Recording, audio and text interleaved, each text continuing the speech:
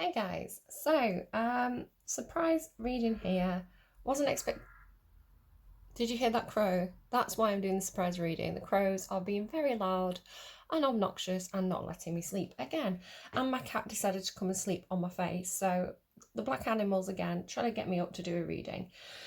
Don't know what it's going to be. I did get a lot of intuitive stuff through last night though, so you can see my scruffy writing here, like literally like right in the middle of the page. It's just something that I can't read.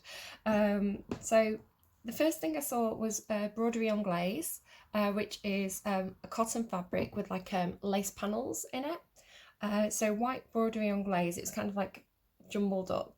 Perhaps somebody's been doing something with broderie anglaise. What's this? Appreciation, seeing the best in people. Just this feeling of like, I think it must be something to do with Thanksgiving. It's like this general feeling of like looking at people and thinking, God, that's why I love you. Or like, this is what makes you an awesome person. Just this real kind of like accepting of people for who they are, feeling, appreciating people for who they are, really seeing the best in people. So I think that's just because it's coming into Thanksgiving. Obviously, I'm British, we don't do Thanksgiving, but globally, it's a big chunk of people who do. So yeah, I feel like that must be why that general feeling is coming through. I just felt like this feeling of like real gratitude, like to nobody in specific, but what else? What on earth does that say? Bar mitzvah. I didn't know how to spell it. I'll just cover that up so you can't see my terrible spelling. But maybe someone's having a bar mitzvah. Jewish celebration I put to clarify and remind myself because I knew I hadn't spelled it properly. I don't know, perhaps it's somebody's bar mitzvah. Then I got Just the Same by Charlotte Lawrence. Then I saw a man first. It was a guy, maybe in his late 20s, maybe early 30s. He had, like, I don't know if you remember in the 90s, like the curtains hairstyle, sort of, what's his name from Titanic had it? Leonardo DiCaprio always had that kind of curtains hairstyle, like quite a long fringe at the front. Yeah, so he had kind of very blonde hair in that kind of curtain style. He had a very narrow jaw and chin, so very slight jaw and chin.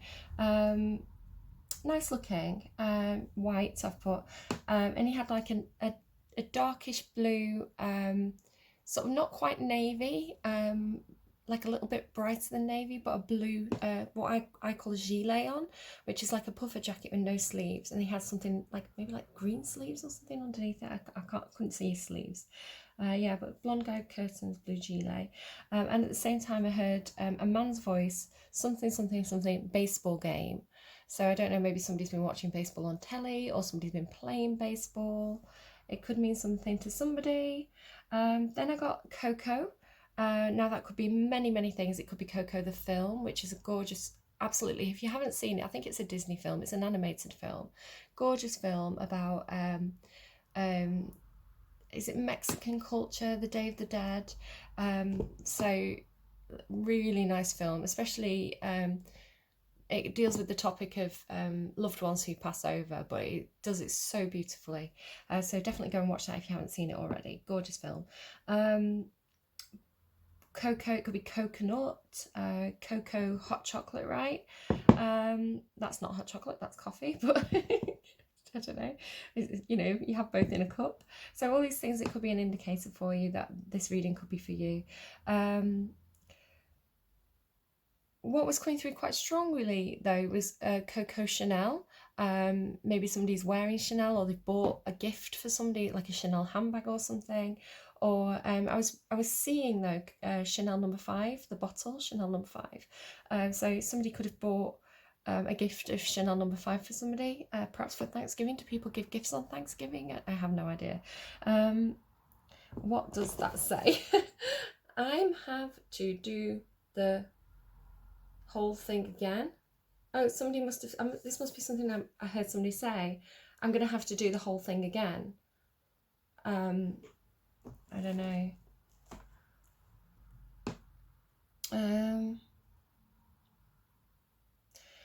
Then I heard, as I was waking up this morning, the crows were shouting at me and the cat was lying on my face. I was getting Ashton Kutcher.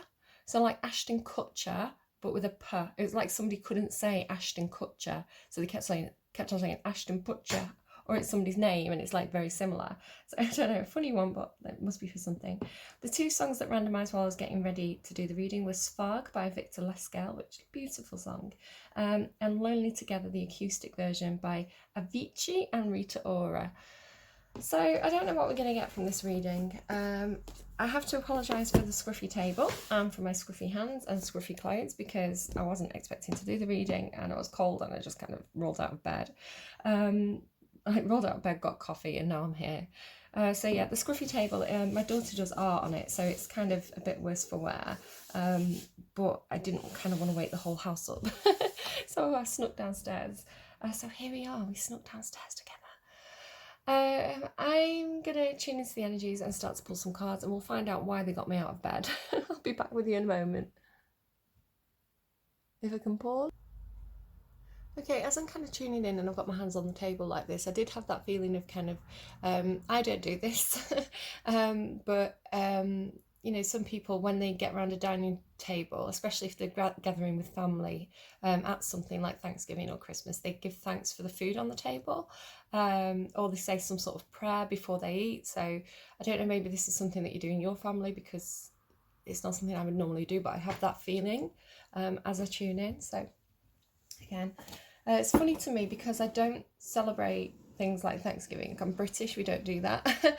So it's funny to me to be like moving into an energy that does. Let's see. So I guess if you're British or from anywhere other than what, America, Canada, this probably isn't your reading, I'm going to be honest right away, but you could stick around if you're curious like me to find out what they want to say. Stick around and see what comes out. So go on, tell me anything. What do you want to tell me today?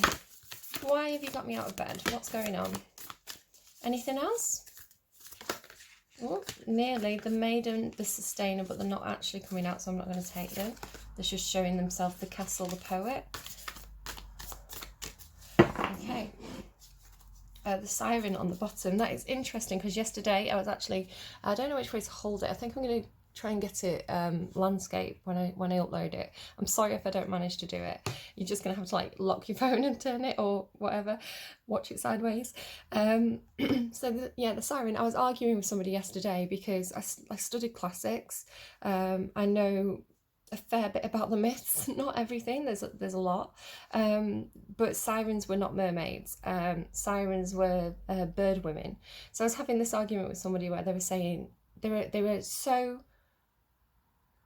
were so adamant that they were right. They were like, no, mermaids, they get people from, they get sailors, they lure them into the water and then they drown them. I was like, no, they don't do that. Like, I mean, maybe they do now. Maybe that's how the myth has evolved. But the original myth of the sirens, they were bird women on the island of Skylar. They would get up on the rocks. They would sing, lure the boats towards the rocks. The boats would crash and the sailors might drown, and they would go and pick them out of the water and eat them on the rocks. Like, there's gross descriptions of them. So they weren't these beautiful aerial creatures. They were like scary bird women. So I don't know. We'll find out why Siren is here. It's just funny that that's come out when I was arguing about it yesterday. But I was like, why are you arguing with me? I'm the one that studied classics. You know, I'm the one with the degree here. And maybe this is actually the thing. Maybe this is the thing. It could be the arrogance, right, of having some kind of formal qualification in something, the arrogance of thinking that you know everything about that. And I absolutely do not. I've forgotten 90% of what I learned. And yeah, I think anyone, perhaps you're dealing with someone, or you are someone who's very like, no, I have a degree in this, I'm an expert, I know exactly what I'm talking about, but then perhaps you get proved wrong sometimes, or perhaps you're dealing with someone who's very, very close-minded, again, possibly at Christmas. Talking about classics again as an example, and it doesn't have to be classics for you. I was having this discussion with a group of friends, a while back. The way that classics is taught in England is quite different to the way classics is usually taught in the US. In the US, they tend to have an older system from sort of like the 60s, I think. From what I gather, again, it could be that, you know, not everywhere is quite caught up, you know, depending on what establishment you go to. But the impression that I get, it's quite a religious perspective, I would say. The people in, you know, 30, 40, 60 years ago who wrote about classics, they were writing it through a lens. Now, every time somebody writes about something, they write it through a lens of their own experience. We can't actually go back in time and experience what it would be like to be born and raised as a Greek or Roman person in you know, I don't know what the 500 BCE, and I say BCE because I'm British and that's what we say, before Common Era, because they tried to make it more inclusive to different religions. You're not just teaching from a Christian perspective, you know, before Common Era rather than before Christ. Just to explain a bit of a difference, where not even England, America, but anywhere that you go, any country that you go, your education may be slightly different based on the filters of the establishment that is educating you. So I know that I really like a classics person called Mary Beard. She's brilliant, and she deals a lot with it's called queer theory. It sounds a little bit iffy, but it's called queer theory, and it's people looking back at classics and reevaluating some of the sources through the lens of people who are in same-sex relationships, you know, and drawing very different conclusions from somebody who perhaps was raised in a very traditional background, who is against that sort of thing. I think sometimes it was kind of demonized, some of the sources, where you look back and perhaps get a different mood from it, depending on your life experiences and who you are as a person. So I won't go on about that too much, but I know that Mary Beard, when she does the documentaries, they cut certain bits out of the documentaries for the American audience, because the American audience tends to be quite religious. So just to say that I accept everybody here. Everybody's welcome to me. The universe is everything. It's all religions anyway. So if you're not happy with that, if that's not your thing, you know, feel free. There's the door. But if you are somebody who's open to the beliefs of others, and you're curious about learning, seeing the world through somebody else's lens, then this is the right channel for you. So I think this is, like I say, it could be that you're dealing with somebody who perhaps somebody who's older, who perhaps had a more traditional education through the eyes of a particular religion or a particular establishment, and they're quite closed. They think that, no, I have a qualification here that says I'm right.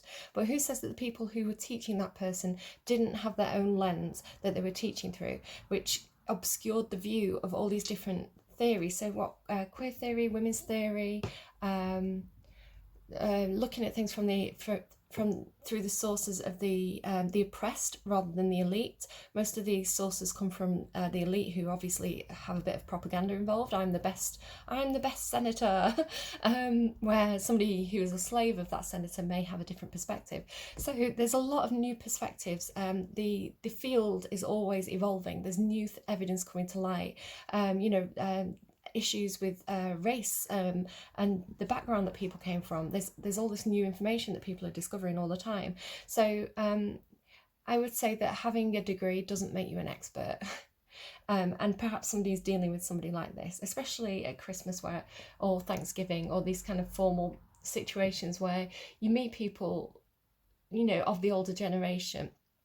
And sometimes, not everybody, you know, sometimes people, it's personality, right? It's the personality of the person, where perhaps sometimes some people can be very, very open. But yeah, I googled and proved myself right with the siren. So that's that. So we have Thanatos. Thanatos is, I think, to do with endings or things that are beyond the veil. Or is it truth? It might be the truth. I need the book. There's a few cards that I get mixed up on here. So what do we have? Just use my classics degree, excuse me. 50, 60, 73. At least I remembered something. At least something comes in handy. Let's have a look. Death. Okay. Let's have a read then. We've got death on the table. Not what you want at Thanksgiving dinner, is it? It is tempting to oversimplify death and sum it up as transformation, but the true archetypal resonance of Thanatos cannot be easily assimilated or contained. Death is ongoing and omnipresent, an eternal response to the gift of birth. Witnessing the ending of another being, creature, or phase, or stage has deep consequences for the psyche. We are forever changed by Thanatos as it sweeps us under its wings, making us relinquish control in every form. It leaves a mark of ash upon our heart, signifying we have touched the cusp of the underworld and will return to the land of the living eventually. With more compassion and wisdom to share, the capacity is needed in our world. One who has faced the annihilation of Thanatos can face anything. When this card appears, it signifies an initiation into the underworld. When light, grieving, mourning, bearing witness to all that is. Now it's interesting that it says when light is grieving. Grieving is a natural part of the healing process. Therefore, if you are grieving, if you are expressing grief and dealing with it and kind of like grappling your way through that, keeping it on the surface of your own consciousness, then that is good because it's healing. You're dealing, you're processing, you're growing as a human being. However, if you suppress grief, I think that is where the problem comes in. So it has grief and mourning as a light aspect, even though it feels dark, right? When dark, fear or insensitivity to old age, illness and the dying. Go Deeper, The Mower by Philip Larkin. There are those with a great gift for navigating Thanatos energy. Thankfully, we find these generous souls in emergency rooms, hospitals, hospice centres and the like. Facing Thanatos death leads us to Aletheia, truth. So, interesting that the womb is the next card and then Eros, lovely. What a nice, actually really nice group of cards. I'm just trying to adjust on this uncomfortable chair. So again, I always feel like whatever happens, it happens for a reason. It's coming here to this reading today. So again, yesterday I had a conversation about I can't remember how it came up. Oh, I was watching a BuzzFeed. Both of these arguments came from a BuzzFeed video. You can go and watch it. It's one of the most recent BuzzFeed Unsolved videos with the Ghoul Boys, where they were talking about, I can't remember, it was something about a village being haunted by a man in his sheets. But they were talking about oh, if you need a doctor in England, you just go in the local pub because everybody goes to the local pub. You're going to find like a doctor, a judge, everybody that you need is going to be in the pub. And it made me laugh. But I was taught, it rolled into a conversation about, I grew up in a pub since I think about the age of 6 to 17. So a long time to live in a pub. I met a lot of interesting people. And one of the people who used to come in the pub was a mortician, and it fell into this conversation about morticians, and yeah, some of the pranks that the mortician used to play on some of the younger people coming in, which I won't go into, and I'm laughing, right? I'm talking about something very serious and quite dark actually, but I think this is part of it. I think I think fear is what stunts us as humans. Fear holds us back. Fear prevents our soul from growing.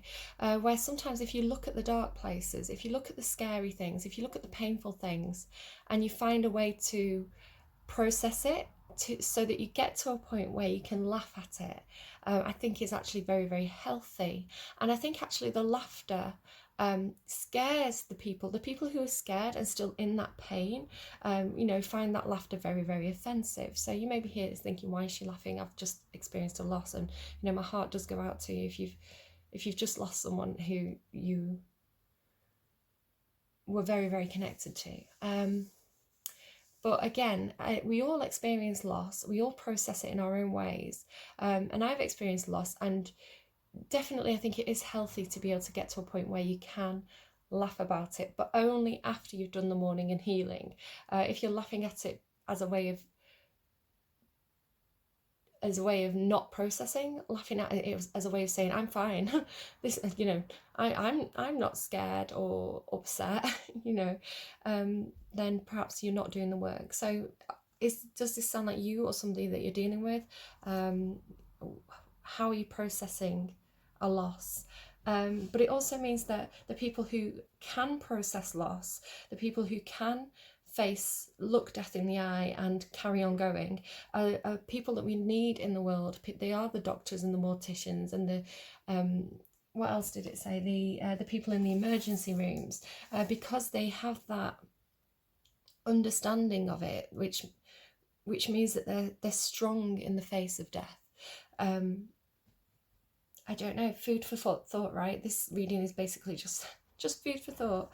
May give you something to think about. It may relate to some aspect of your own life where you're doing some processing, where it's good to have some ideas beyond the lens, right?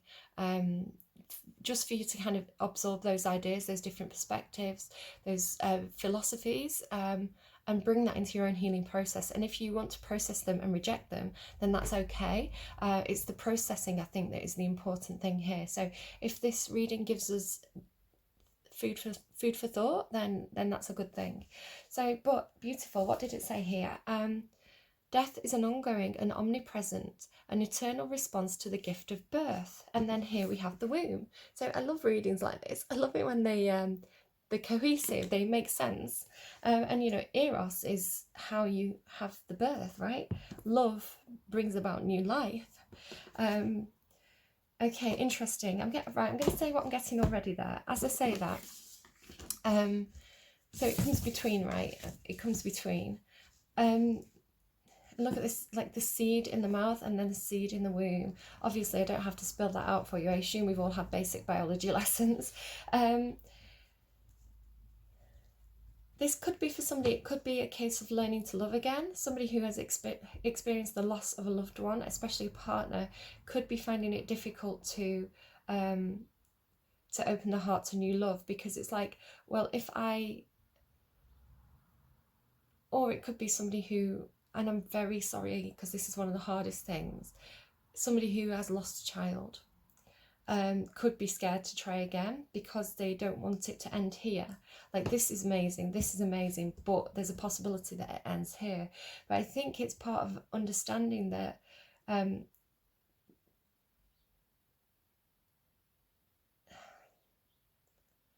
mean, you could reject, right, okay, the way it's coming through is, if you might be thinking, well, I don't want to open my heart again. I don't want to have the chance. I don't want to risk loving again in case I lose again.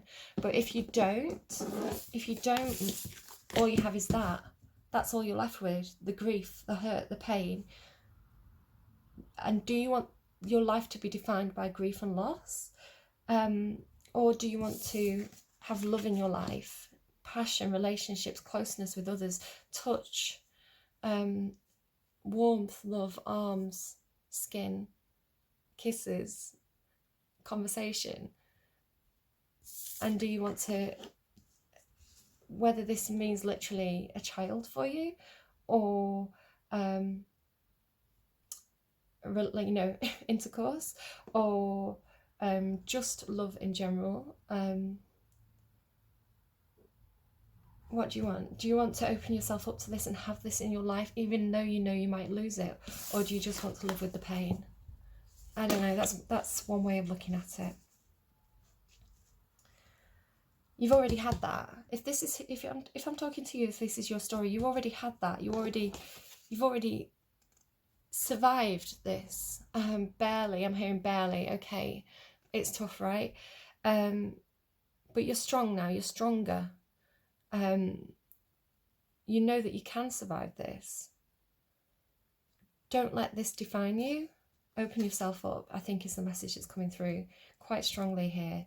From now, again, you may have different beliefs to me. I feel like I can feel my guides around me. And who are my guides? Do you know, I was watching a reading the other day, not even my reading, not even for my sign. I don't even think I had any placements of this sign. It was just a reader that I liked, and I liked the way she reads, so I was sort of learning more about her style of reading to kind of grow myself as a reader. And she kept on mentioning names of people that I know. And then she kind of mentioned my grandpa, Ernest.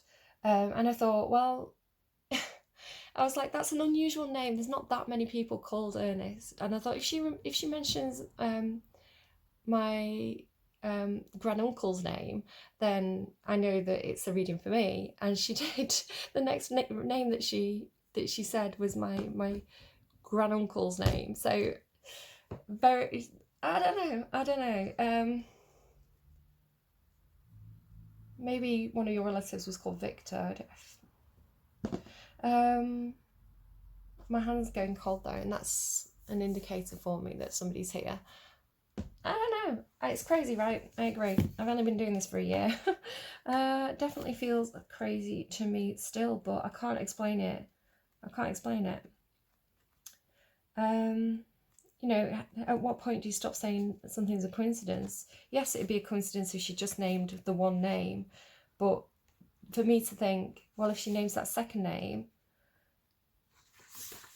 and she did, that was the second name that she mentioned, so I don't know. How many coincidences do you want? I'm just going to drink some of my coffee.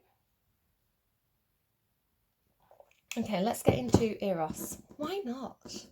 Let's all snuggle up and get closer to the camera as we read about Eros. Lover's desire, eroticism. Erotic, put your hands all over my body. Sensuality. Though Eros can be depicted as unbridled sexuality and eroticism, I don't know what that was. A more contemplative understanding of this archetypal energy leads us to the root of desire itself. What do we long for? Why are we awakened by love? What makes us hesitate in the face of intimacy? Probably this, right? The fear of losing it. Eros reconnects us with the primal longing to merge with another human being. Nature, music, art, plants, food, or anything we perceive we are separate from. Eros allows us to momentarily unite. Our heart embraces otherness, and in doing so we further understand our own. Our life force awakens. This card reveals an inevitable initiation into love's labyrinth. So we've got an initiation into the underworld and an initiation into love's labyrinth. You may find yourself swirling in a new territory of desire and sensuality. Explore the labyrinth with a curious and honest heart, and remember, though the way is circuitous, you are always being led towards its centre. So this to me is saying, explore your desires, but do it in an honourable way. Don't allow desire to be destructive. Hold on to your morals while also exploring these new temptations, I would say. Do it in I think sometimes when you deny things, when you feel something strongly and you deny it and you refuse it and you push it down deep inside, similar to the way I was talking about dealing with when you lose someone, it festers down there inside your soul, and it keeps coming up, it keeps bubbling up to the surface because you're just suppressing it, you're not processing it.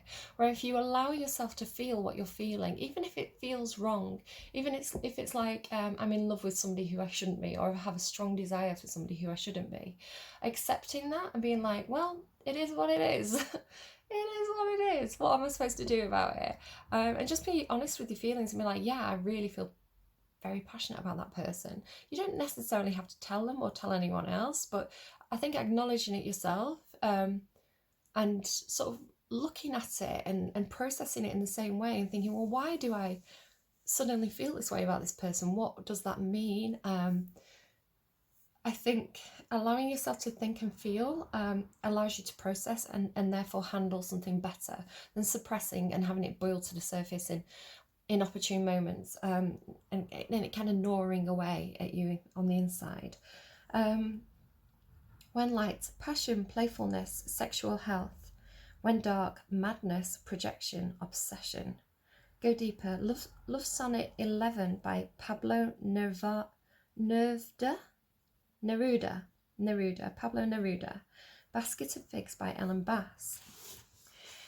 The Hindu goddess Lalita, she who plays, can help activate Eros energy. She is also known as Kameshvari, the Empress of Desire. Plato reminds us that Eros can be experienced as platonic love. It is activated when we witness beauty and truth in the new world. I don't know why I said new world, it doesn't say that. Again, I keep getting this America stuff coming through. They called America the new world, right, a long time ago.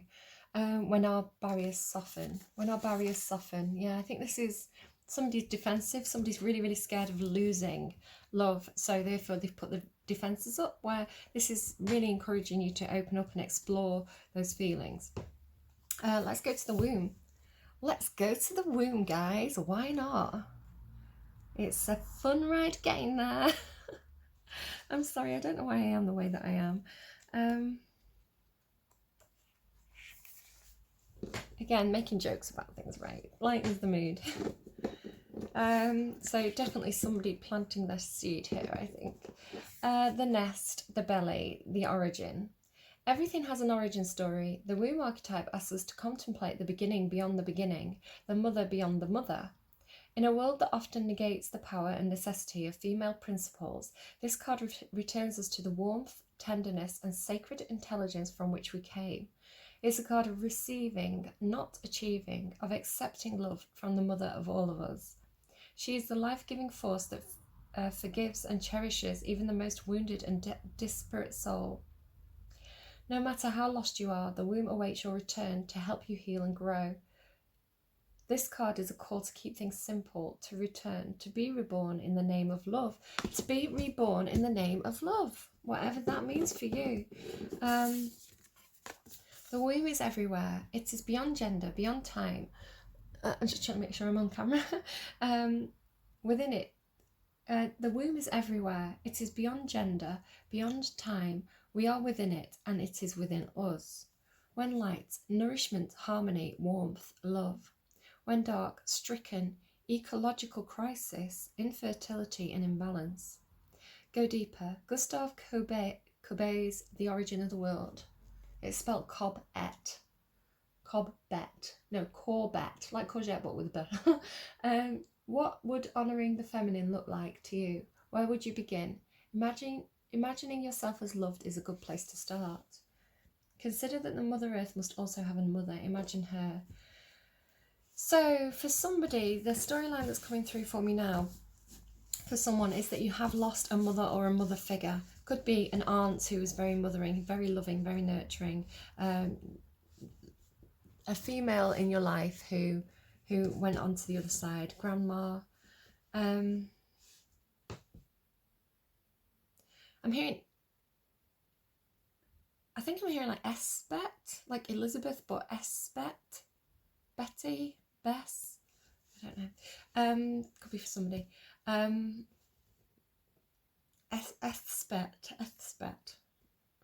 Maybe it's not a name. Maybe it's something else. Esbet. They keep saying it to me.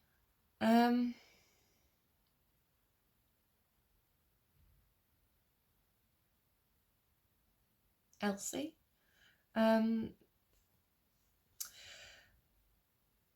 Sorry.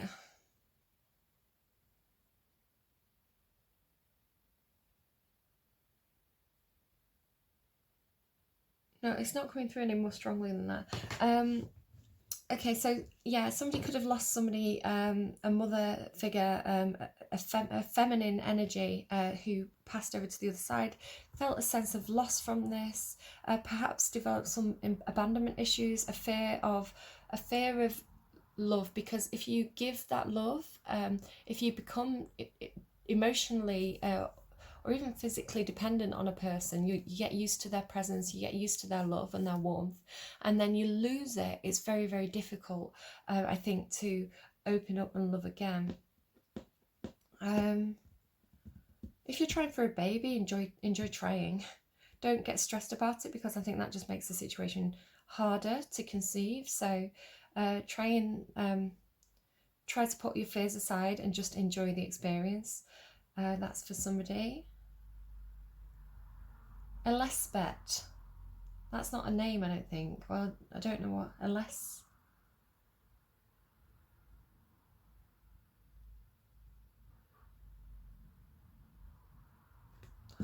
Sure.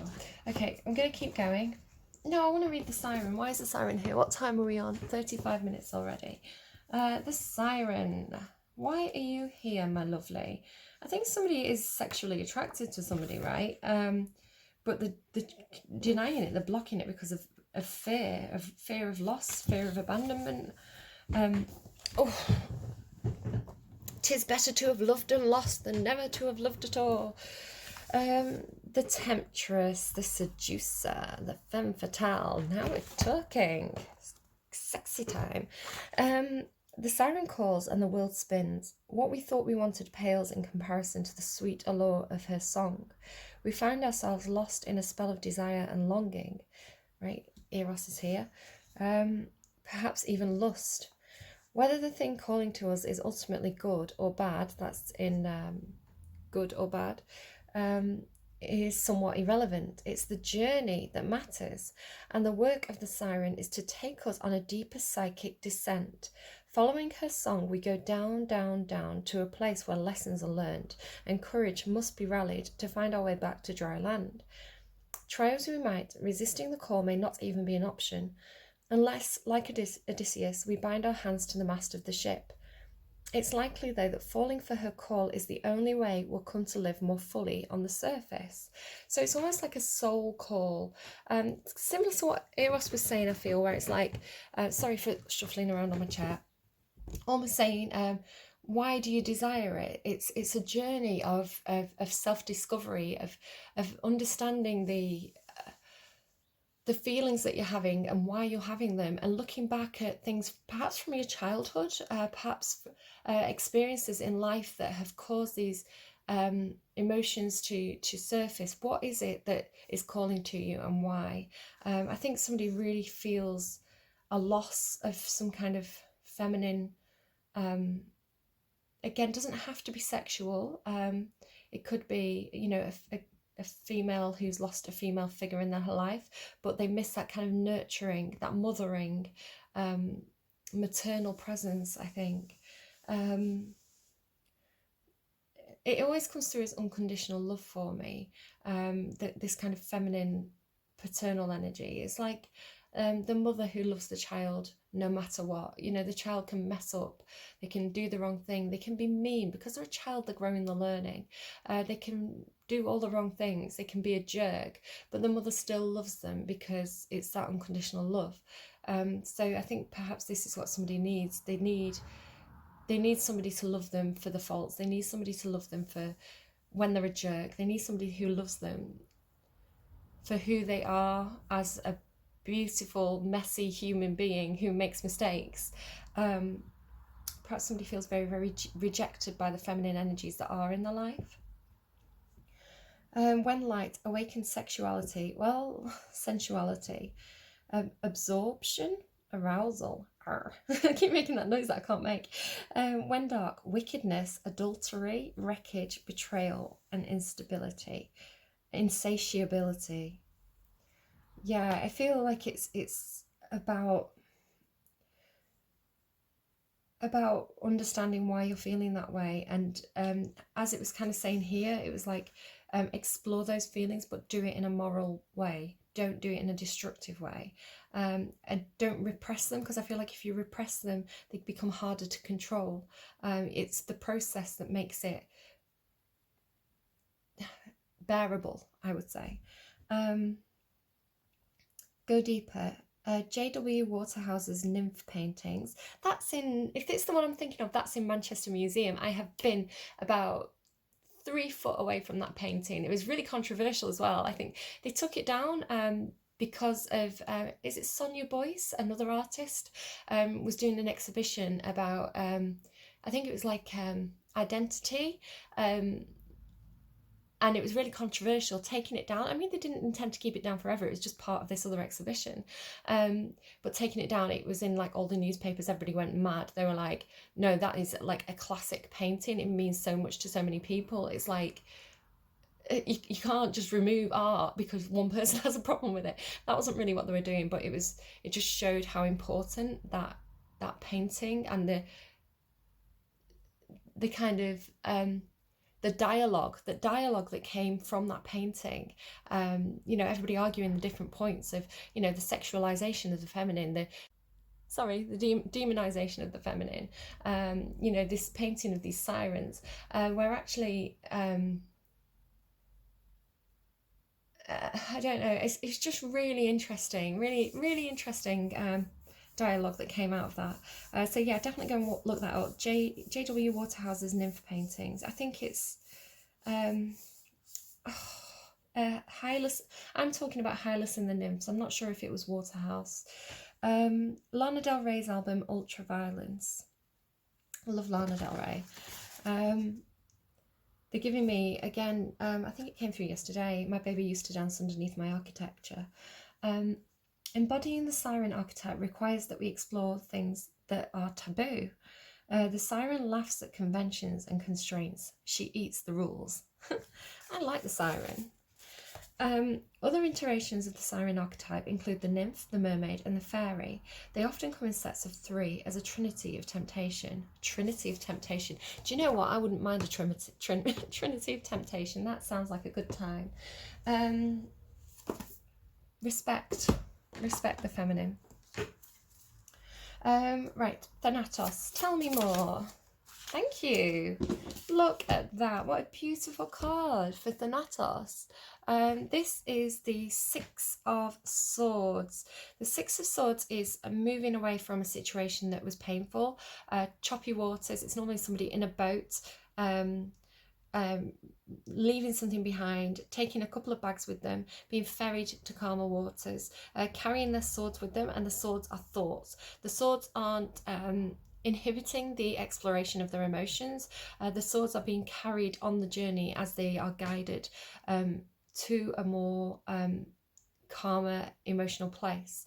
You can see the way that Kim Kranz, the creator of this deck, the Wild Unknown tarot deck, she has the swords down here. It's almost like deep in the depths of the ocean. It's symbolizing kind of anxiety, darker thoughts, the fear of moving towards a place that is healing. But up here at the top is the rainbow. Here's the light at the end of the tunnel.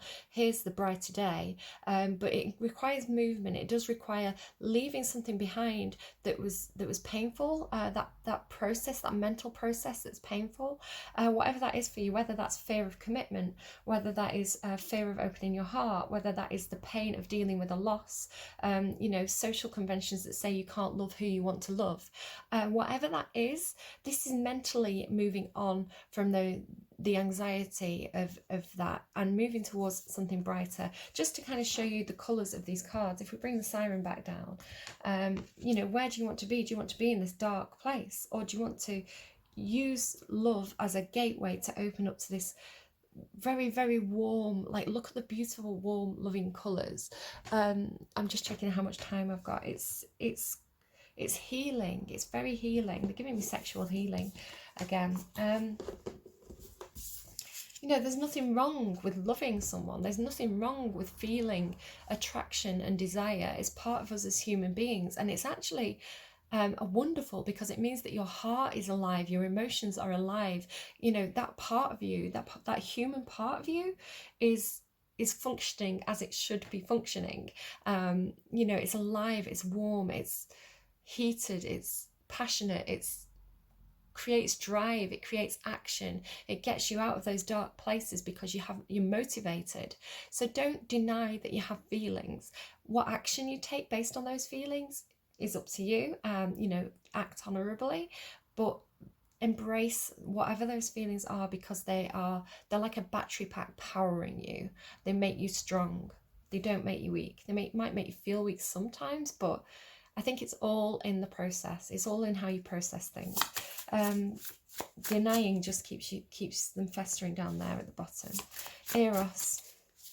And it doesn't mean you have to tell anybody, you don't have to make changes to your life, but you just need to use that power, that flame, cultivate it and look at it for what it is and think, how do I utilize this?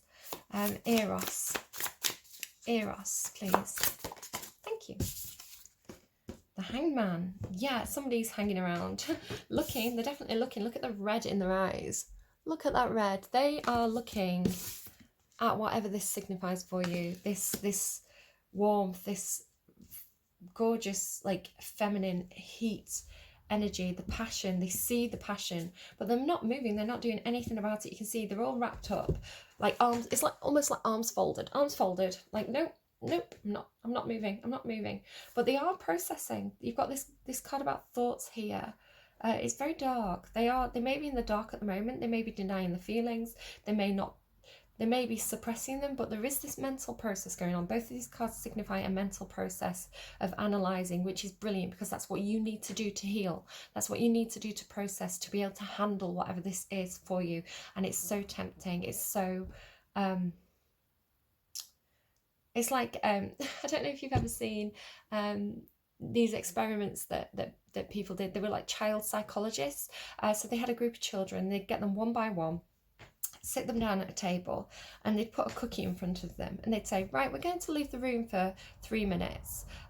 You can eat the cookie if you want to, but if you leave the cookie, if you don't eat the cookie, you'll get 2 cookies when I come back. And it was like, they filmed these children, and like, it was so difficult for them to wait. They were like, some of them were like, playing with the cookie, looking at it, picking the crumbs off, eating the crumbs from around it. Some of them were like licking it. Some of them were like completely just like turning away from it. I'm not even going to look at it.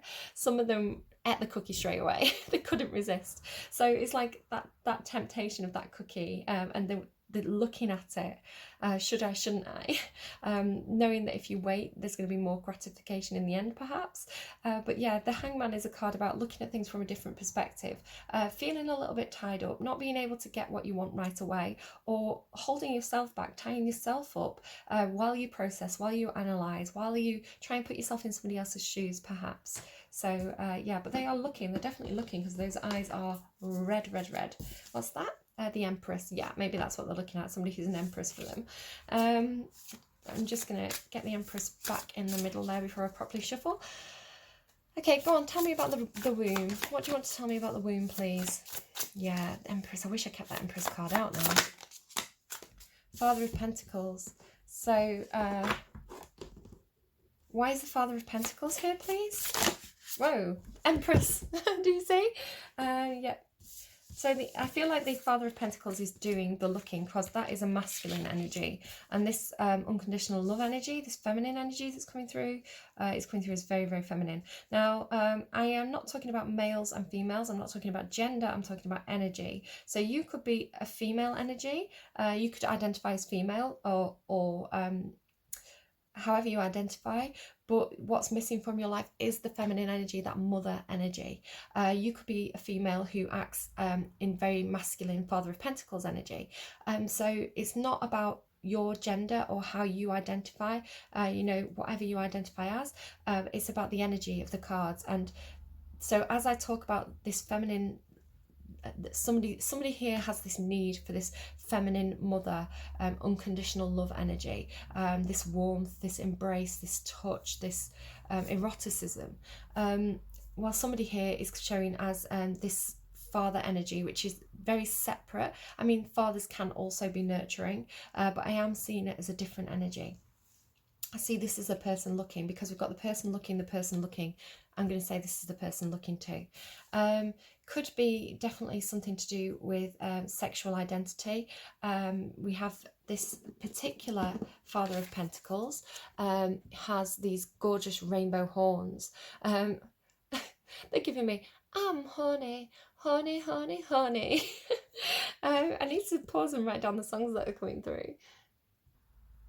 I know I'm going to have forgotten a few. All the songs that come through that I remember to write down, or I remember as I'm processing, and any that come through as I'm uploading as well. They'll all be in the description box down below for you. You can go and look those up, listen to them, maybe create yourself a little playlist, listen to it and see what those songs tell you, what they make you feel. There may be extra messages for you there.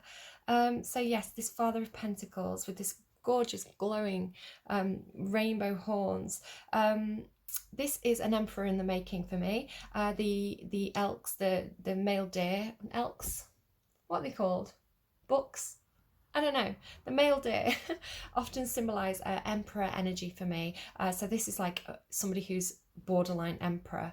But they are a very grounded, earthy energy, very practical, very logical, very matter of fact, traditional. They do things by the book, I think. Again, a very nurturing, gorgeous, fatherly energy that's coming through. This person could already be a father. Yeah, with the womb card, yeah, definitely could already be a father. So this person, because they're very, very grounded, they will have a tendency to deny the more sexual fire energy that comes in. They could be dealing with an earth sign. The Father of Pentacles specifically tends to be kind of Capricorn energy for me. Could be Taurus, Capricorn, Virgo. Doesn't have to be. It's the energy of the card. But I think to become the emperor, you have to be all four kings of the tarot. You have to, be very, very mature in terms of your fire energy, which is your sexual energy, your desire. You have to mature in that to be able to process and control it, to control your desires properly, to be the king of wands. You need to have a depth of emotion. You need to learn how to have that unconditional love and that nurturing for others, like the King of Cups, not to be overwhelmed by emotion.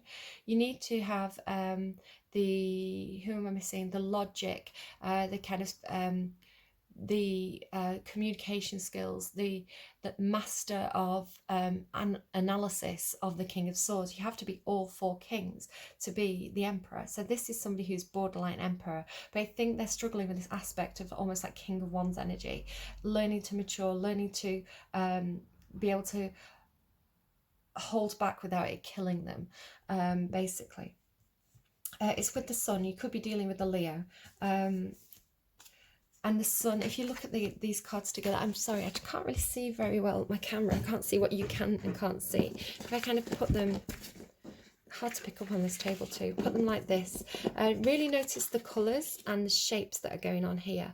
So really we have this beautiful womb energy that is just radiating this gorgeous warm colours, particularly the red and the yellow. And here the Sun again is like bursting. It's like this is just bursting out with this gorgeous warm energy, this healing energy. It also represents freedom, confidence, everything good. It's the most positive card you could possibly have in the tarot, and it's there behind. Look at the rays of light. Now I'm getting Madonna ray of light. It's there behind the Emperor, trying to come through, but the Emperor is too concerned about money. He's got pentacles on the mind, so that gorgeous light is not getting past this pentacle. It could be somebody overly concerned with career, money, tangible things, practical things, practical matters. They don't have enough space for this gorgeous, warm, loving, erotic energy to come through, whatever that symbolizes for you. So really, really feeling that very, very strongly. Could be something to do with sexuality here, though, because of the rainbow. But it's also like we have this rainbow here on this Six of Swords card. So it's also about, it is about healing. It's about healing, and it's about possibly healing from a loss of the past, where this person lost somebody who's very nurturing to them and found it painful to deal with. Could be about authenticity, letting your true colours shine. But I feel like this person is so focused on money or career or possessions or a house, something tangible right now that is blocking. There's a block here with this. Could be that someone's trying for a baby, but they're quite stressed about the job. Again, noticing the circles here. Look at all the circles on these cards. They're giving me money on your mind. I don't know what that is. I sort of do, but I don't.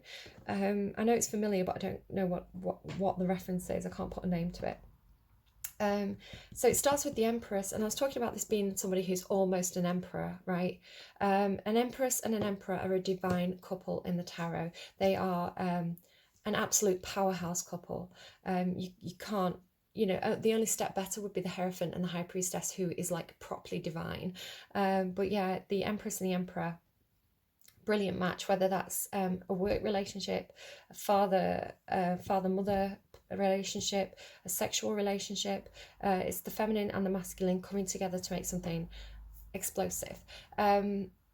It can be balancing out two energies within yourself, the yin and yang, the feminine and the masculine within yourself, to become really like, they're showing me Power Rangers. It's kind of like to really power up and be that kind of like, what is it, final form? What's final form? Is that Yu-Gi-Oh? Or I can't remember what final form is, but that's kind of what it is. It's like the final form as you as a human being on earth would be, not just the Empress or the Emperor, but both. So it's gorgeous. Look at it. This represents the divine feminine energy, that unconditional love.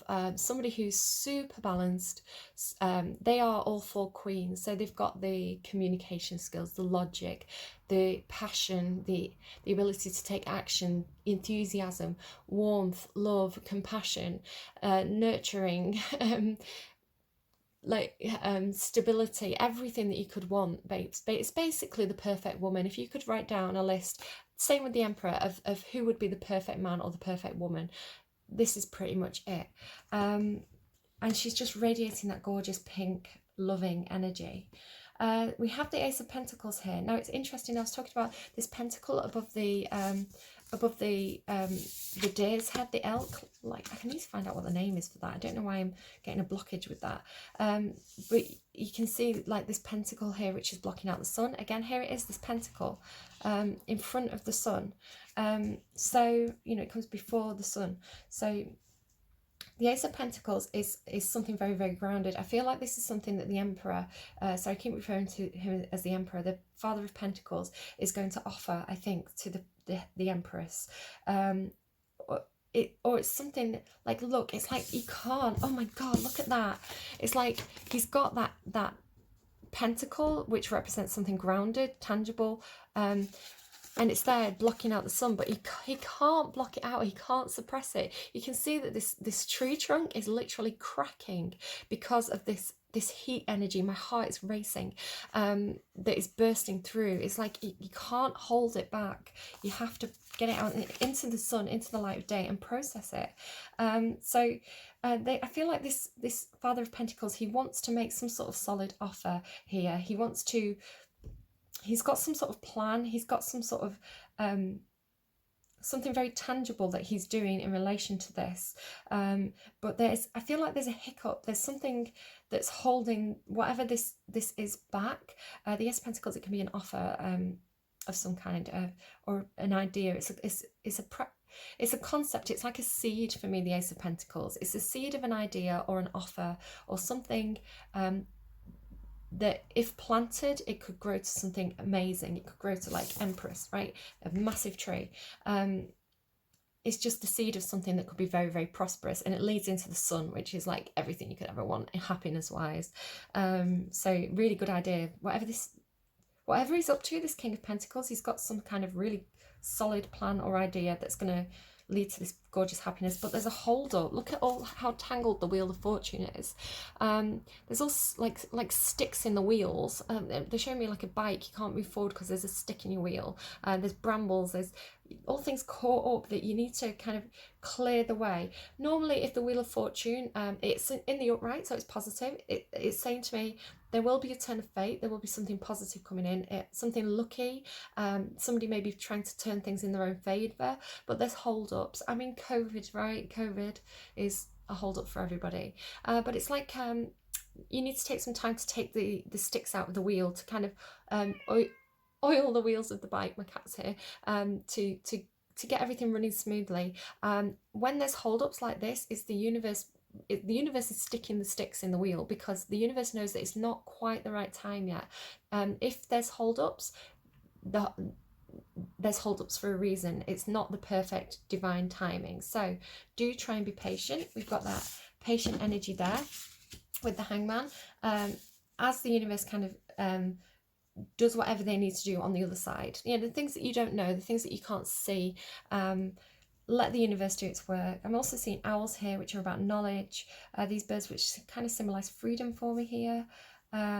Right, I'm going to go and see the cat, and then we'll come back and pull a few more cards, and then we'll wrap up the reading. You can tell the cat's been in. A bit of a mess. Oh, hello, you're back now. She's just rubbing up against my feet. Okay, let's tidy up. Let's tidy up here. I'm sorry, it's not the best view. I don't have that much table space.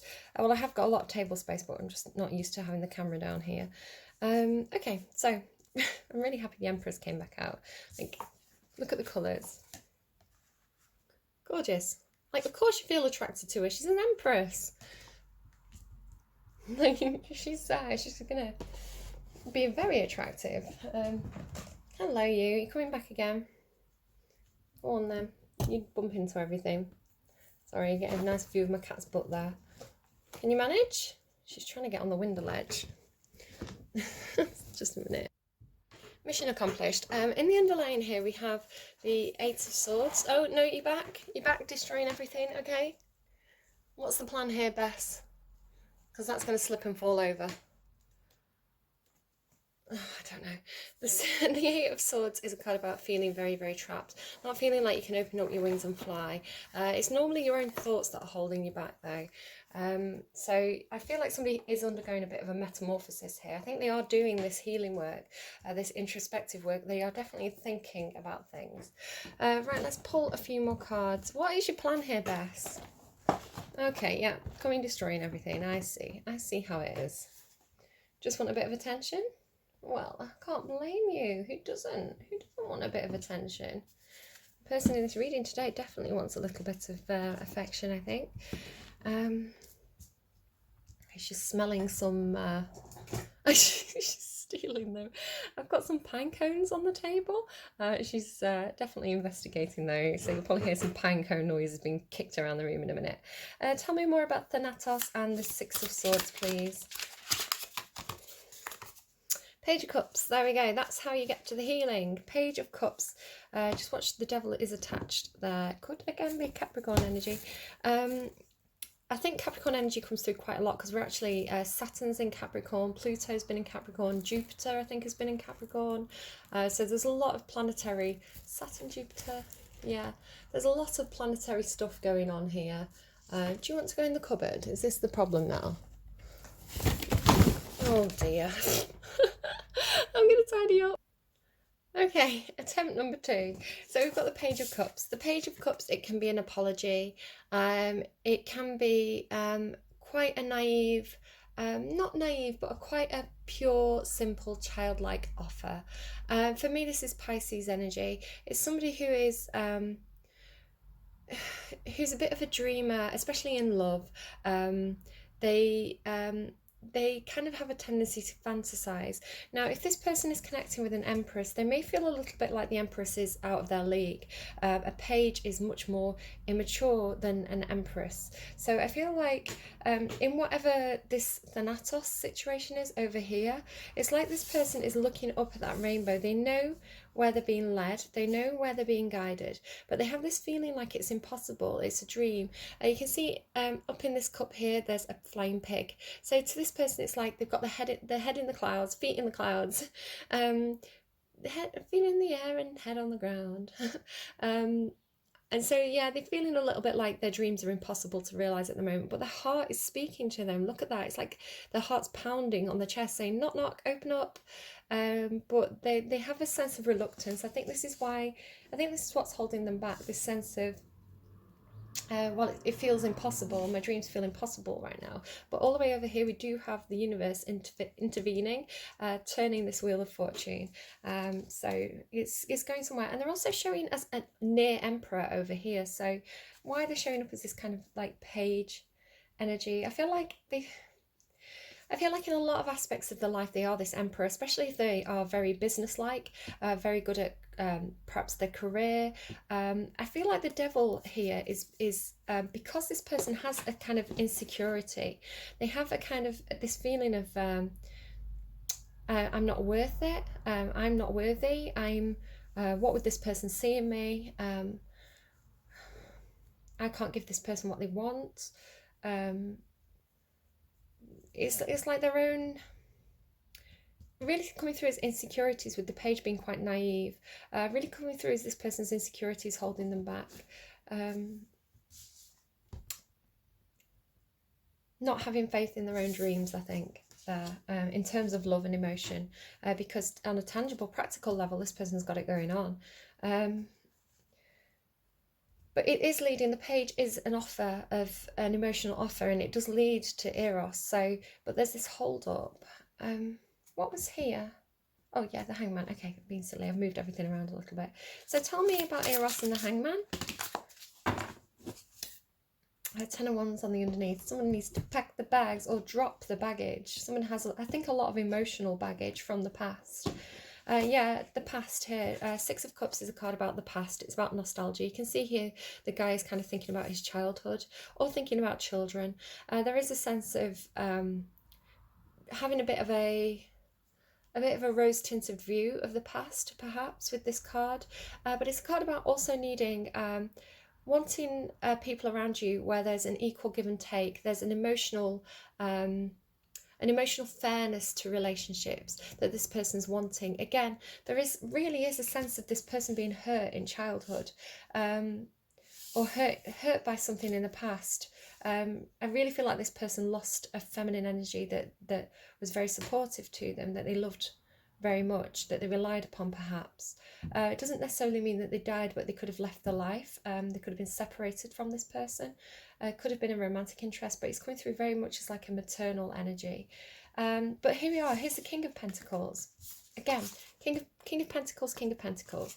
8 of Pentacles. Yeah, this person is really tied up with work, I feel. Look, the hands are tied. This Pentacles is all about work. So this person may very well have a dog. There's dogs all over these cards. It looks like these two people are looking at each other. The masculine and feminine energy, they're looking towards each other there. The female is holding up that little candle. It's like she's calling to this. The Empress is kind of calling to this Emperor, I feel. Now that the female is coming through as a younger energy than the male, it may be a kind of situation where perhaps the feminine energy is all about love, but the masculine energy is all about practical things. Perhaps these two people complement each other quite well in that regard. Like they can help each other out in a way, where one person feels less experienced, perhaps more emotionally vulnerable, or not as good at tangible things. Like I feel like there's a sense of giving me quid pro quo again, like by balancing each other out,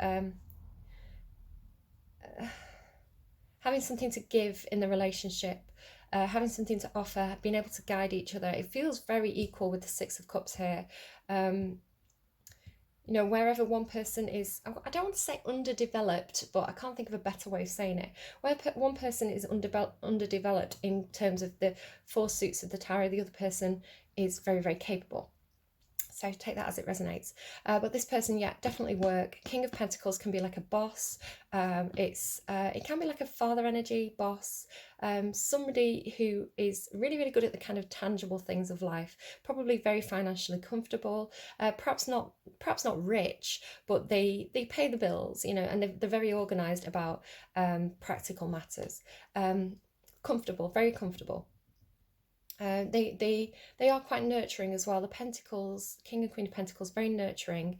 They like to make things grow, whether that be business opportunities or whether that be relationships. They like things that are there for the long term and that they can see growth in. The 8 of Pentacles is, again, about work. It's about somebody who's doing something over and over and again, putting the effort in over a period of time to kind of perfect their craft. Every time they do something, they improve. So again, it could be these two people work together. One person is kind of like a boss and one person is more like an apprentice. Somebody's learning. We've got this moon cycle here. So again, there's quite a few cards here that indicate divine timing or a time element here. The Hangman, all tied up, can't move yet, needs some time to think. The Wheel of Fortune Wheel of Fortune is a turn of fate. I'm going to have to stop because I've only got a minute left of recording time. Let's keep going really, really quickly, quick as we can. So tell me about the Emperor and the Womb. Five of Pentacles. I'm going to pause. I'm going to pull the cards. I am going to genuinely pull them as you see me always do them. And then we're going to have a quick look at what we've got. Okay, fast as I can. The Two of Pentacles in reverse clarified the Page of Cups. This person's feeling quite unbalanced. They're trying to balance things out, but yeah, definitely feeling like they've made a decision or they're feeling very unbalanced here. The weight is too heavy on one side. Over here, clarifying this work situation, we've got the Knight of Inspiration. The Page of Inspiration is also showing in underneath. Again, I feel like the female energy could very well be a fire sign, or they are very, very warm, vibrant, creative energy. Really feel like this person has a lot of ideas. Or the King of Pentacles is showing as being very, very fired up and passionate here, wanting to race in. Over here we have the Five of Pentacles. The Ten of Swords showed itself along with the Eight of Swords, and I'm also seeing the Emperor in the underlying. So now we have the Emperor and the Empress from the same deck. Perfect match, with the butterfly representing change, with the Two of Pentacles representing balance there. This relationship will be a balanced relationship, an equal relationship. However, the High Priestess is in reverse. Somebody is feeling shut out in the cold because of this hold up. They're not using their intuition. They may be over emotional about it. It's causing them a lot of anxiety. I'm going to pull you an advice card if I have time. Come on, advice card. Come on, advice card, please. There we go. Luck is on your side. New moon is Sagittarius. Luck is on your side. Look in love. Fire the arrow. Guys, good luck. I hope you like that. Take care, and I will see you again soon. Bye-bye.